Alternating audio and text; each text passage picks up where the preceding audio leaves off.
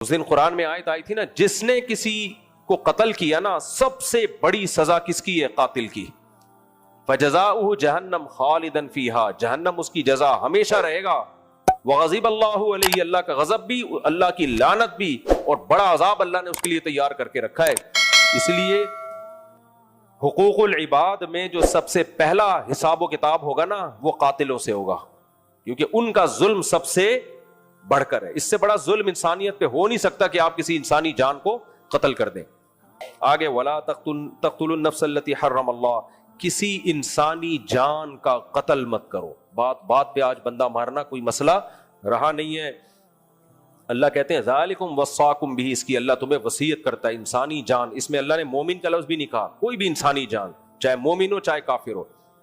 آج بات پہ بندے اڑا دیتے ہیں. آپ دیکھو کتنے مبارک شخصیت تھے مولانا سمیع الحق صاحب کے جو بیٹے تھے. میری چند مہینے پہلے ان سے گپ شپ ہوئی، دوستی ہوئی، اتنا انہوں نے اسلام آباد میں ملاقات اکرام کیا. اتنے پولائٹ آدمی، مجھے بار بار دعوت دے رہے، آپ پکوڑا کھٹکائیں ہمارے مدرسے کا وزٹ. مجھے اتنی ایک اچھا لگا، انہوں نے رسپیکٹ دی. جب اطلاع ملی کہ دھماکہ ہوا اور شہید ہو گئے، کوئی بات ہی نہیں ہے. کس قدر انسانی خون کو سستا کر دیا ہے ان لوگوں نے. تو اللہ کہہ رہے ہیں وَلَا تَقْتُلُوا النَّفْسَ الَّتِي حَرَّمَ اللَّهُ، کسی انسانی جان کو قتل مت کرو. ان کا کیا قصور تھا بھائی؟ ان کی آپ سے کیا دشمنی تھی یار؟ مسجدوں میں گھس کے نمازیوں کو اڑا دیتے ہیں بات پہ.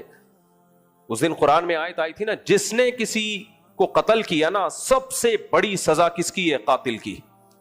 فجزاؤہ جہنم خالدا فیہا، جہنم اس کی جزا ہمیشہ رہے گا. وغضب اللہ علیہ، اللہ کا غضب بھی، اللہ کی لعنت بھی، اور بڑا عذاب اللہ نے اس کے لیے تیار کر کے رکھا ہے. اس لیے حقوق العباد میں جو سب سے پہلا حساب و کتاب ہوگا نا، وہ قاتلوں سے ہوگا، کیونکہ ان کا ظلم سب سے بڑھ کر ہے. اس سے بڑا ظلم انسانیت پہ ہو نہیں سکتا کہ آپ کسی انسانی جان کو قتل کر دیں. تو بات پہ فتوے بھی لگا دیتے ہیں، فلاں گستاخ، فلاں نے توہین کی، اڑا دو، پھوڑ دو، مار دو. اس دن ایک بچی کی ویڈیو آئی جس کے باپ کو توہین کا الزام لگا کے قتل کر دیا گیا. ایسے بلک کے رو رہی تھی، اتنا ترس آیا کہ میرے باپ تو نبی صلی اللہ علیہ وسلم سے محبت کرتے تھے، ہمارے ابو آتے تھے، ہمیں پیار کرتے تھے، ہمیں گھمانے لے کے جاتے تھے. وہ جوان باپ کا جنازہ گھر میں دیکھ رہی ہے، مارنے والا مار کے چلا گیا اور ہیرو بھی بن گیا. یہ آپ کو یہ دہشت گردی صرف پاکستان میں ملے گی، کہیں بھی نہیں ہے. یہ بھائی یہ قانون بنا ہوا ہے، لا بنا ہوا ہے. آپ کیس کرو، عدالت کو نیوٹرل ہو کے آپ کیس کی سماعت تو کرنے دو نا. توہین کے کیسز میں ہوتا کیا ہے؟ پہلے 50-100 بندہ، 200-250 بندہ ایس ایچ او کے سر پہ کھڑا ہوتا ہے، ایف آئی آر کاٹ ورنہ تیری گردن اڑا دیں گے. تو وہ جو ایف آئی آر کاٹے گا وہ عدل پر مبنی ہوگی ہے بھائی. پھر اگر وہ ایف آئی آر نہیں کاٹتا، اس کو اپنی جان کا خطرہ، کاٹ دیتا ہے تو کیس چلتا ہے کورٹ میں. پھر جج عدالت کے باہر 2000 بندہ کھڑا ہوا ہوتا ہے کہ اس کو پھانسی کی سزا سنا ورنہ تیری گردن اڑ جائے گی. یہ چل رہا ہے پاکستان میں، اور یہ ہوائی باتیں نہیں ہیں، مشاہدے پر مبنی واقعات ہیں. کتنے بے گناہ لوگوں کو جیل کی کوٹریوں میں ڈال دیا، صرف اپنی ذاتی دشمنی نکالی، کوئی کیس بنا کے اس کے اوپر ڈال دیا. تو یہ ہو رہا ہے انسانی جان، اور مذہب کے نام پہ مار دو، مذہب کے نام پہ مار دو. انسانی جان کا قتل ہلکی چیز نہیں ہے، اس کے بہت سخت ثبوت ہونے چاہیے، اس کے بہت پاورفل ثبوت. توہین رسالت کا قانون یہ ہے کہ مرتکب کی سزا قتل ہے، بالکل ٹھیک قانون ہے، لیکن توہین کو ایکسپلین کون کرے گا؟ زبان کی لڑکھڑاہٹ، بولنا کچھ چاہ رہا تھا نکل کچھ اور گیا، یا کوئی علمی بات ہے جو بیان کر رہا ہے، اس کا مقصد توہین نہیں ہے، کوئی علمی چیز ہے. تو ان چیزوں پہ فوراً فتویٰ لگا دینا، اگلے کی زندگی بھی نہ دیکھنا کہ بھائی یہ کیوں توہین کرے گا، اس کا کیا دماغ خراب ہے کیا؟ بات پہ فتوے لگا دیتے ہیں، اور جو مارتا ہے وہ ہیرو بن کے آ جاتا ہے. تو یہ غلط ہے. یہ بھی انسانی جان کے قتل میں یہ چیز شامل ہے. اگر کسی کی زبان لڑکھڑاتی ہے، آپ اس کو اپنی بات کو ایکسپلین کرنے کا موقع دو. پھر اگر کوئی علمی اختلاف بیان کر رہا ہے تو اس کے دلائل سنو. کچھ بھی نہیں سنا جاتا، دھڑ فتوے، وہ اس نے اٹھا کے ادھر بندہ مار دیا، اس نے اٹھا کے ادھر بندہ مار دیا، اور مارنے والا ہیرو بن جاتا ہے. پھر اس مارنے والے کی مذمت میں کوئی بیان نہیں دے سکتا. کوئی مذمت میں بیان دے گا، اگلے دن وہ آیا ہوا ہوگا اخبار میں، اس کو بھی اڑا دیا. سرگودا میں کیا ہوا ہے، وہ ایک مقدس اوراق کا ایک ادارہ ہے, تو وہ کیا کرتے ہیں, سب سے مقدس اوراق جہاں بھی اللہ رسول کا نام کسی کاغذ پہ لکھا ہو لے کے نا جمع کرتے ہیں, کہیں دور لے جا کے دفن کر دیتے ہیں. میں نے ان سے کہا یار تم اتنی ٹینشن اٹھا رہے ہو تو یہاں گڑھا کھود کے ان مقدس اوراق کو جلا دیا کرو تاکہ لوگوں کے پاؤں میں نہ آئے. فقہاء نے بیان کیا بھائی مقدس اوراق جو ہے, جو قرآن ہے کو بوسیدہ ہو جائے تو جلا دیا جائے تاکہ اس کے نقوش مٹ جائیں.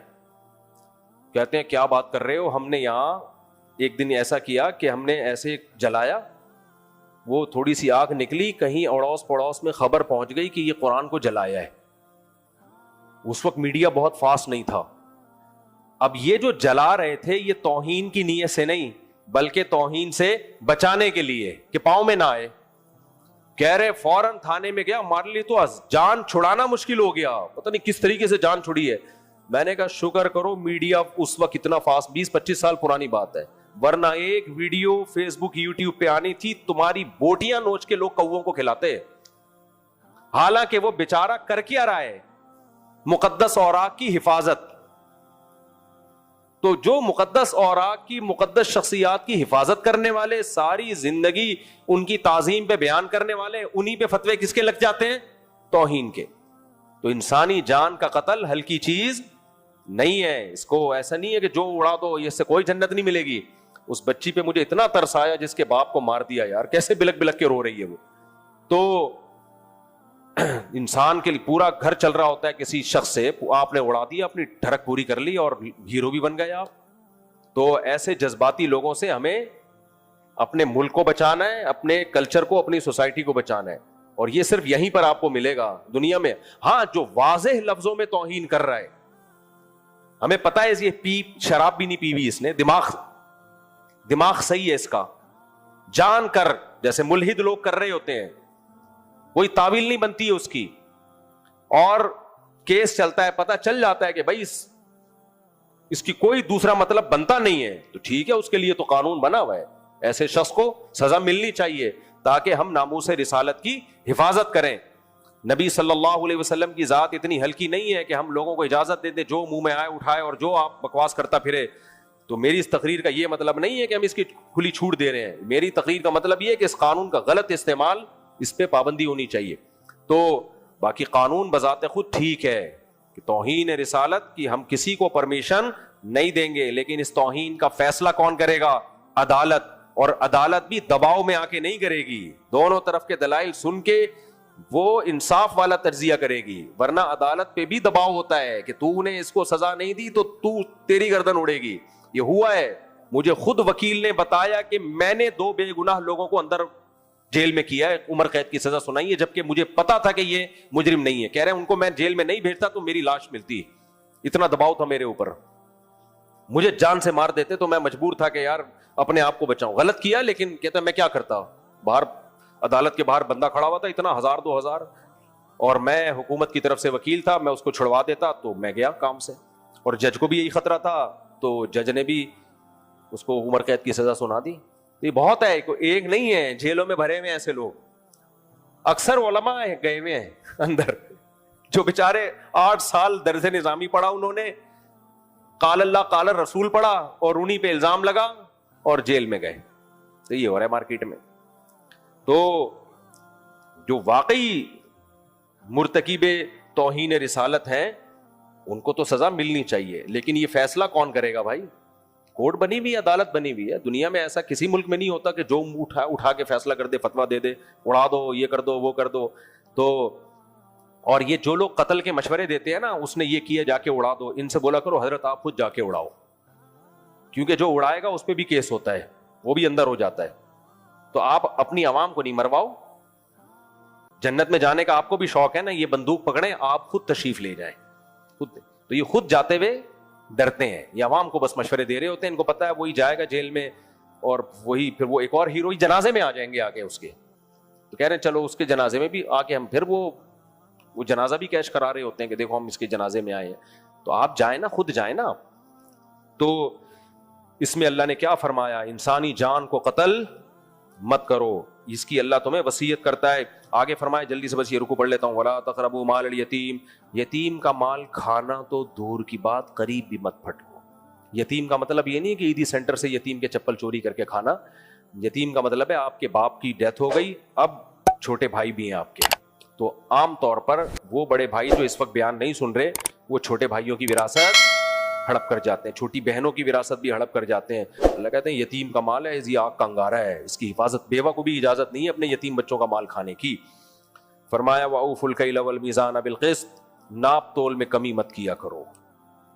ایسا مت کرو کہ اپنا حق لینے کی باری آ رہی ہے تو پورے گن گن کے, حق دینے کی باری آ رہی ہے تو ڈنڈی مار رہے ہو. ایتھوپین ایئر لائن سے ہم لیپ ٹاپ لے کر آئے, یہاں چائنا والا نکلا, ڈبہ ہی چینج, صحیح ہے نا, پیسے لیگیج کے پورے لیے, یہاں مال کیا کر دیا, چینج کر دیا. تو یہ پہلی دفعہ نہیں ہوا, ورنہ میں ایتھوپین ایئر لائن کا نام نہ لیتا, کیونکہ مجھے اور بھی لوگوں کی کمپلینس ملی ہیں کہ ہمارے ساتھ بھی ایسا ہوا ہے. تو میڈیا کا اتنا فائدہ تو اٹھائے نا. تو اللہ نے فرمایا ناپ تول میں کمی مت کرو. وَإِذَا قُلْتُمْ فَاعْدِلُوا وَلَوْ كَانَ ذَا قُرْبَىٰ, رشتہ دار کو بھی ناحق فیور مت کرو. اگر تمہیں پتا ہے تمہارا رشتہ دار غلطی پر ہے تو اس کو فیور مت دو. آگے فرمایا اس اور احکام ہے, پھر یہ سورہ بنی اسرائیل میں اور تفصیل کے ساتھ ہیں تو انشاءاللہ میں وہاں بیان کروں گا.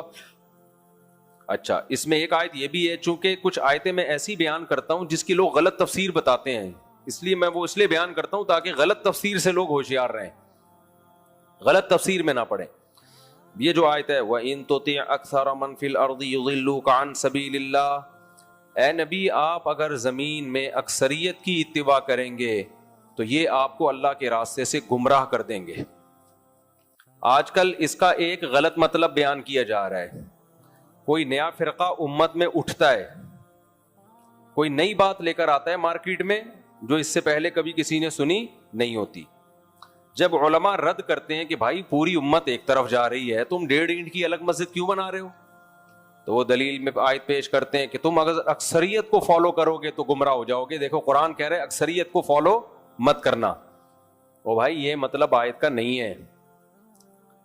یہ نبی صلی اللہ علیہ وسلم کے دور میں نازل ہوئی جب اکثریت کافروں کی تھی, دنیا شرک اور کفر سے بھری ہوئی تھی.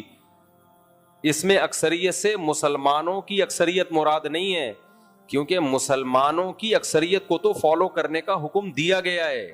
مسلمانوں میں اکثریت گمراہی پہ جمع نہیں ہو سکتی. جب کوئی ایمان والے ہیں, قرآن و سنت کو حجت مانتے ہیں, تو ان میں اکثریت, بہت اکثریت کا کسی بات پہ جمع ہونا یہ اس کے برحق ہونے کی ایک بہت بڑی علامت ہے. حدیث میں آتا ہے من شذ عن جماعت المسلمین شذ فی النار, جو مسلمانوں کی جماعت سے الگ ہوگا تو اللہ قیامت میں جب مسلمانوں کو دھڑ دھڑ جنت میں داخل کر رہے ہوں گے نا, اس کو بولیں گے تو الگ ہو جائے یہاں سے. یہ حدیث ہے کہ تو وہاں بھی 1.5 اینٹ کی الگ مسجد بنا کے بیٹھا ہوا تھا کہ نیا فرقی نکالی ہوئی تھی تو نے, فرقی چھوٹی سی, فرقے بھی نہیں ہیں ابھی, فرقیاں آ رہی ہیں, چھوٹی چھوٹی فرقیاں. یہ بچے نے پیشاب کیا ہے بھائی, پہلے بھی ہم نے سمجھایا ہے بچوں کو, چھوٹے بہت چھوٹے بچوں کو مت لایا کریں, اور اگر ہاں کر دے تو پھر غائب بھی ہو جاتے ہیں وہاں سے. یہ تو غلط ہو گیا نا. یہاں لکھ کے لگا دیں چھوٹے بچوں کا پیشاب کرنا منع ہے, اور جس بچے نے پیشاب کیا اس کے باپ کو وہ پیشاب صاف کرنا پڑے گا. اچھا, ابا بھی ساتھ بیٹھے ہوئے تھے. تو بچے نے پیشاب کر دیا وہ تو چلو بچے نے, لیکن باپ کو چاہیے وہ اس کو صاف تو کرے نا, کھڑا ہو وہاں پہ بھائی, کوئی دوسرا آ کے بیٹھے نہیں. چلیں اس کو کرواتے ہیں, ٹینشن نہیں شنگیری صاحب. ہاں لوگ تو جو ہو رہے ہیں ان کو اتنا غصہ نہیں آ رہا نا, آپ کو سر ٹینشن نہ لیں. تو یہاں لکھ کے لگا دیں بھائی, کل لگوا دیں نا یہاں پہ کوئی بورڈ لگوا دیں. میں نے تو پہلے بھی کہا ہے بورڈ بھی لگوا دیں, اور کیمرے میں پھر دیکھیں, کیمرے چاروں طرف لگے ہوئے ہیں, یہ کس دن کام آئیں گے. اب اس دفعہ تو معاف کر دیا, اب اگر کسی بچے نے پیشاب کیا تو کیمرے میں ہم نکالیں گے, اس کے ابا کی تصویر فیس بک پہ شائع کریں گے. ہاں کہ دیکھو یہ اپنے بچے کو لایا تھا, بچہ پیشاب کر کے نکل لیا یہاں سے, اور یہ ابا بھی پتلی گلی سے نکل لیے. تو یہ حل ہے. تو میں یہ کہہ رہا تھا چھوٹی چھوٹی فرقیاں نکل رہی ہیں, فرقیاں. جب ان سے کہا جائے کہ تم ایک نئی چیز مارکیٹ میں لائے ہو یار, تو وہ جواب میں کہتے ہیں دلیل کو فالو کرو, دلیل کو, یہ مت دیکھو اکثریت کیا کہتی ہے, دلیل ہی کو فالو کرو. لیکن دلیل اس طرف تھی تبھی تو اکثریت اس طرف گئی ہے. تو جس کو آپ دلیل کہہ رہے ہو وہ آپ کے خود ساختہ دلیل ہے, وہ آپ کو لگ رہا ہے دلیل. اور میں بار بار ایک جملہ دہراتا ہوں, نئی فرقی نکالتے ہیں اور کہتے ہیں ہم فرقہ واریت کے خلاف ہیں. خلاف ہوتے تو پرانوں کو ختم کرتے نا, نیا تھوڑی نکال لیتے. یہ منجن ہے, منجن اس زمانے میں یہ بہترین طریقے سے منجن چل رہا ہے. وہی جملہ بس ایک سینٹنس کر کے پھر آگے چلتا ہوں. ہمیں لوگ کہتے ہیں فقہ حنفی ایک فرقہ ہے, تو میں اکثر ایک جواب دیتا ہوں. اس دن شاید بیان چلا نہیں, کوئی کرپٹ ہو گئی تھی, فائل کیا ہو گیا واللہ عالم. تو اگر ہم فرقہ ہوتے ہیں نا تو ہم بعد میں آتے, آپ پہلے ہوتے. ہندوستان میں, برما میں, انڈیا میں, پاکستان میں, افغانستان میں اسلام تو حنفی لے کر آئے ہیں. تبھی حنفیوں کی کوئی پہلی مسجد نہیں دکھا سکتا اس پورے خطے میں کہ یہ احناف کی پہلی مسجد ہے نا. جس دن اسلام آیا اسی دن سے احناف کی مسجدیں ہیں, کیونکہ لائے ہم لوگ تھے, ہمارے باپ دادے لائے تھے. احناف کے علاوہ اس پورے خطے میں جتنے فرقے ہیں ان کی پہلی مسجد دکھائی جا سکتی ہے. فیس بک پہ شائع بھی ہوتی ہیں تصویریں کہ یہ ہمارے فرقے کی پہلی مسجد ہے جو دہلی میں فلاں سن میں جس کی بنیاد رکھی گئی. تو احناف کی نہیں آپ دکھا سکتے پہلی مسجد. تو اسلام ہم لے کر آئے ہیں میرے بھائی, اور ہمیں کیا بنا کے پیش کر دیا؟ فرقہ. ایک بات تو یہ ہو گئی. تو ان تو تھی اکثر من فی الارض یضلوک عن سبیل اللہ کا مطلب سمجھ میں آیا کہ اکثریت سے مراد غیر مسلم اور مسلم ملا کے پوری دنیا میں اس وقت جو تھے. مسلمانوں میں اکثریت اس سے مراد نہیں ہے, اور خاص طور پہ اہل سنت والجماعت میں, اہل سنت والجماعت میں ان میں تو اکثریت کا ہونا ایک بہت بڑی علامت ہے کہ یہ حق پر ہیں. دوسری بات, اسی صورت میں ایک اور آیت آئی ہے, اس کو بھی لوگ غلط پیش کرتے ہیں. آج کل ایک فیس بک پہ ایک نئی چیز آئی ہے مارکیٹ میں, اس کو مجھے لگ رہا ہے ابھی وہ بھی ایک نیا فرقہ لانچ کرنے والے. وہ بھی لا رہا ہوتا ہے آیتیں, دیکھو یہ آیتیں مولوی یہ کہتے ہیں, یہ آیتیں مولوی, نیچے کسی نے لکھا ہے کہ نئی جہلم والی سرکار آ گئی ہے.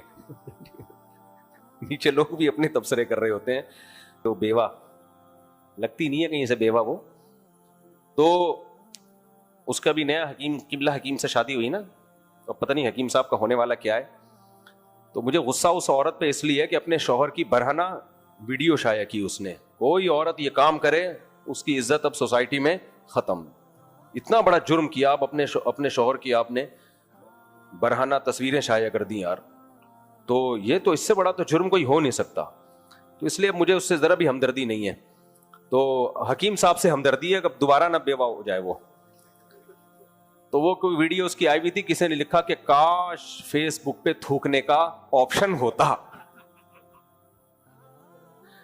اتنی ٹیکنالوجی نے ترقی کی ہے مگر یوٹیوب اور فیس بک پر تھوکنے کا آپشن لائک اور ڈس لائک کرنے کا ہے, تھوکنے کا بھی آپشن ہوتا.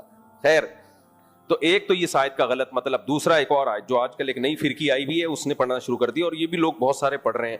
وہ کیا ہے؟ ان الذین فرقوا دینہم وکانوا شیعا لست منہم فی شیء, جنہوں نے اپنے دین کے ٹکڑے کر دیے اور ٹکڑوں میں تقسیم ہو گئے, اے نبی آپ کا ان سے کوئی تعلق نہیں ہے. تو یہ آیت پیش کی جاتی ہے فرقوں کے خلاف کہ دیکھو یہ اتنے سارے فرقے ہیں, یہ فلانا فرقہ ڈمکانا فرقہ. اس آیت کا مطلب کیا ہے؟ جو دین برحق سے ٹوٹ کے الگ ہو گئے, دین برحق سے ٹوٹ کے الگ ہو گئے, جو دین برحق پر قائم ہیں تو وہ تو فرقوں میں شامل ہی نہیں ہے. جو دین برحق سے ٹوٹ کے الگ ہو گئے, تو یہ آیت آپ جب پڑھیں جب آپ اپنے بارے میں ثابت کریں کہ ہم دین برحق سے ٹوٹ کے الگ نہیں ہوئے, ہم اسی دین برحق اور اسی کو فالو کرنے والے مسلمانوں کی جماعت میں سے ہیں, تو یہ بھی آپ کے خلاف آیت جا رہی ہے کہ جو جمہور امت سے ہٹیں گے, نیا فرقہ بنائیں گے, اس پہ یہ آیت منطبق ہوتی ہے.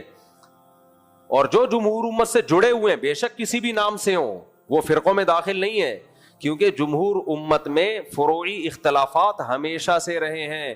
ان فروعی اختلافات کی بیس پہ کوئی حنفی ہے کوئی شافعی ہے تو یہ فرقوں میں شامل نہیں ہے, کیونکہ بیس سب کی ایک ہی ہے, قرآن اور سنت. اس کو سمجھنے میں اگر اختلاف ہوا ہے تو ہوتا رہے, وہ تو صحابہ میں بھی اختلاف تھا, وہ تو تابعین میں بھی اختلاف تھا, وہ تو تبع تابعین میں بھی اختلاف تھا. پھر تو پوری امت ہی جہنم میں جائے گی, بچے گا کون؟ یہ 4-6 آدمی رہ جائیں گے جو میں اکثر بیان کرتا رہتا ہوں. 4-6 آدمی رہ جائیں گے, سارے ہی برباد ہو جائیں گے پھر تو.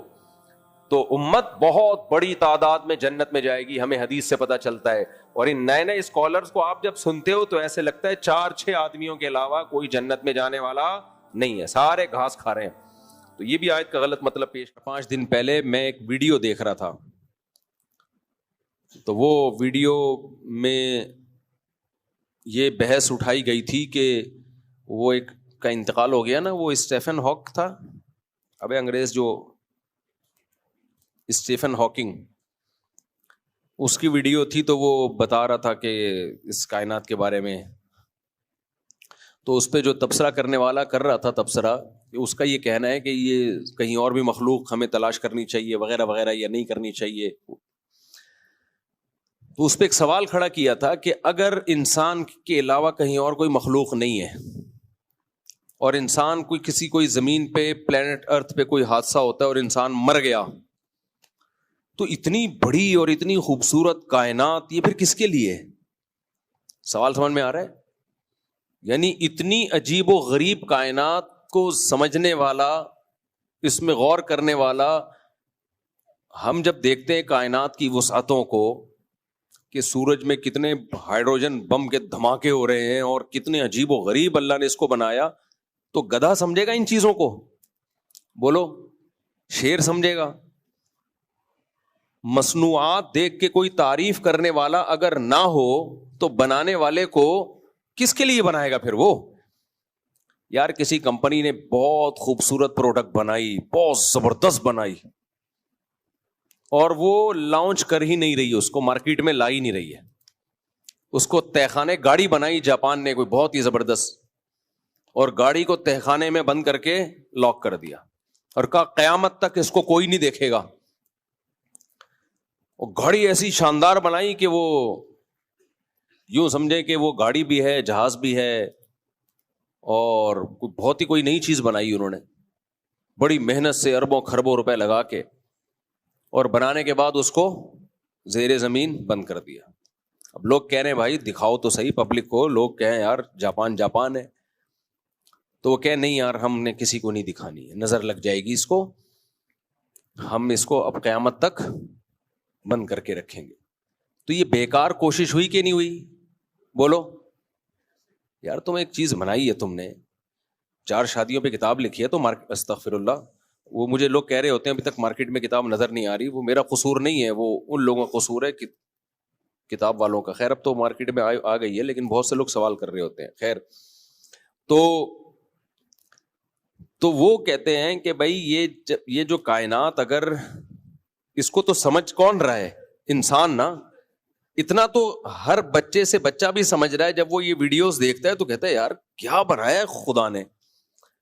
تو کہتے ہیں یہ اتنی عجیب و غریب کائنات, اگر اس میں انسان مر گیا تو نہ تو اس کو کوئی سمجھنے والا رہے گا, نہ اس پہ کوئی تعریف کرنے والا رہے گا. خدا کی تعریف نہیں کرتے تو کائنات کی تو کر دیتے ہیں نا, جو ملحد لوگ ہیں, ایتھیس لوگ ہیں, کہ یار بڑی عجیب ہے یہ.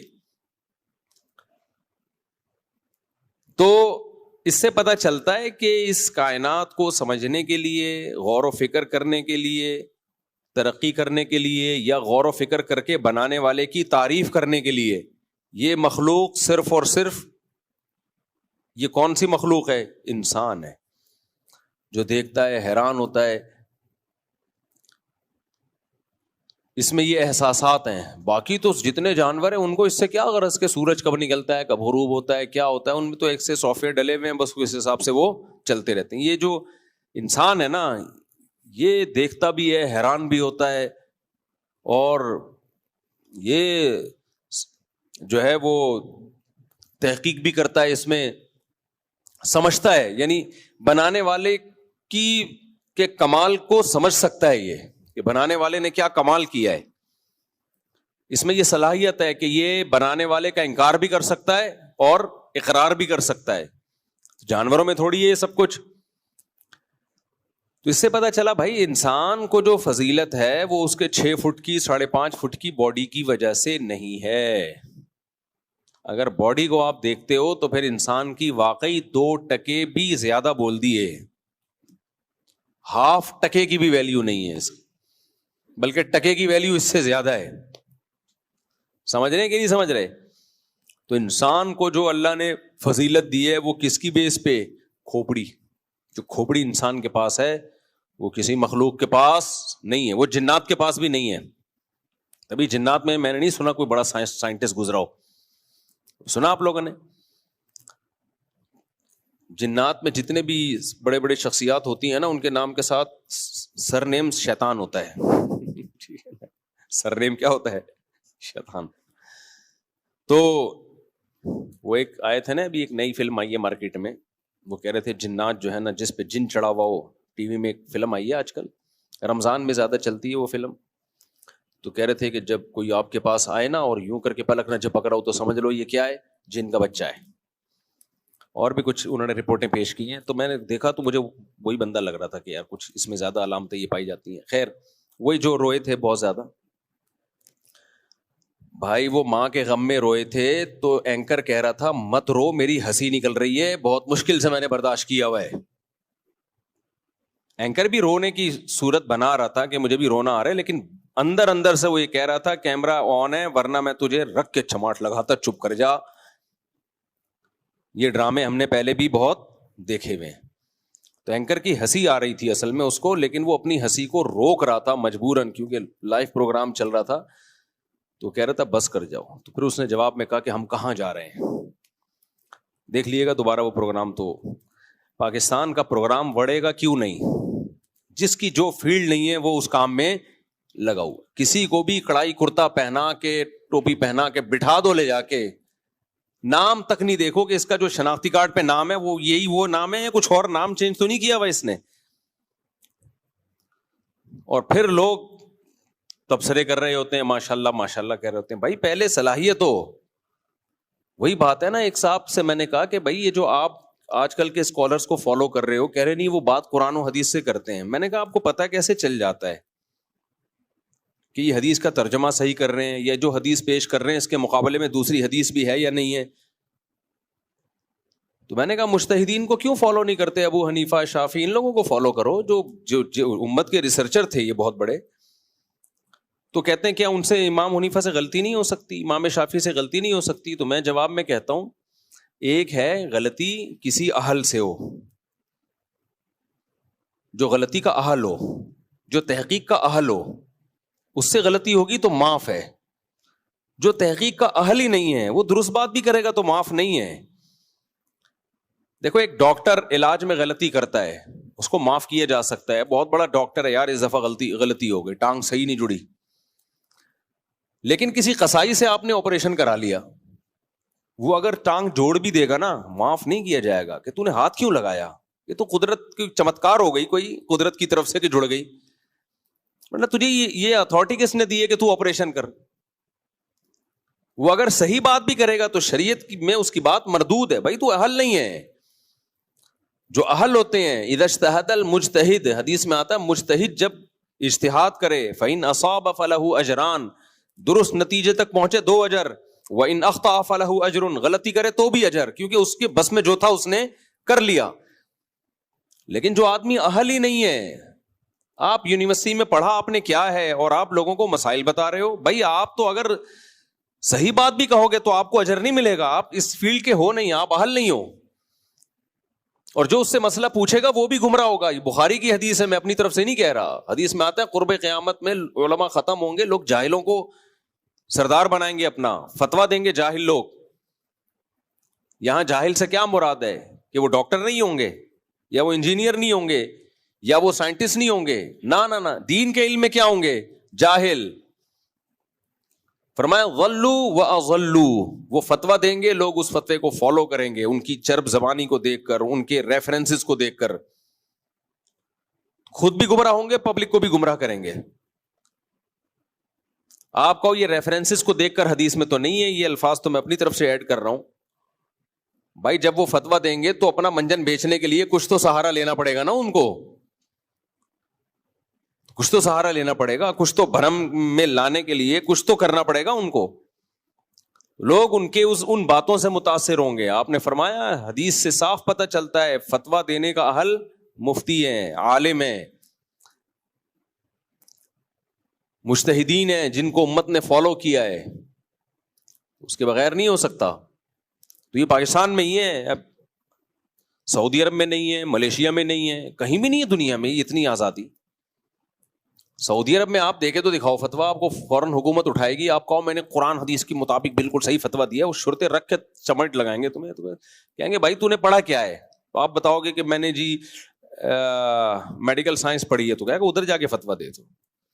میڈیکل سائنس کی باتیں کرو آپ کو فتویٰ دینے کی اجازت نہیں ہے. صرف یہ پاکستان میں چل رہا ہے سسٹم، الیکشن میں صرف سسٹم نہیں ہے، ہر جگہ کیا چل رہا ہے؟ سسٹم. خالی الیکشن میں ہوتا تو چلو کوئی بات تھی یار، برداشت کر لیتے. برداشت تو اب بھی کر ہی رہے ہیں، کرنا ہی پڑے گا، اور ہمارے پاس کوئی برداشت کے علاوہ کوئی آپشن ہے نہیں. اور کراچی میں تو ہم بچپن سے دیکھتے آ رہے ہیں، گاڑیوں کے پیچھے لکھا ہوتا ہے تپڑ ہے تو پاس کر ورنہ برداشت کر. تو اس سے اتنا اللہ کا شکر ہے یہ دماغ میں یہ چیز بیٹھ گئی ہے کہ یار یا تو پاس کرو یا کیا کرو، برداشت کرو.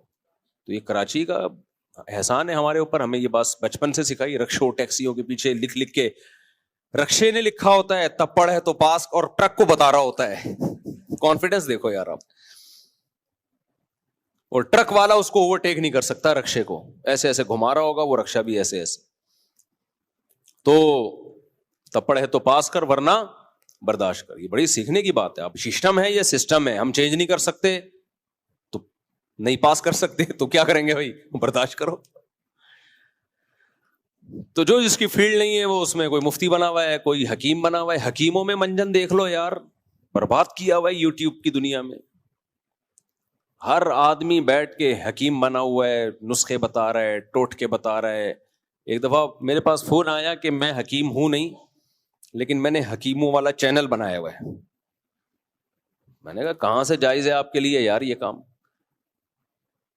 کہتے ہیں میں صرف حکیموں کی جو مشہور دوائیں ہیں وہ بتاتا ہوں. میں نے کہا پھر آپ صرف اتنا کیا کریں، یہ بتا دیا کریں کہ یہ ایک میڈیسن ہے، اس کام کے لیے حکیم لوگ کہتے ہیں کہ استعمال ہوتی ہے نہیں ہوتی کون جانتا ہے، اپنی ذمہ داری پہ یوز.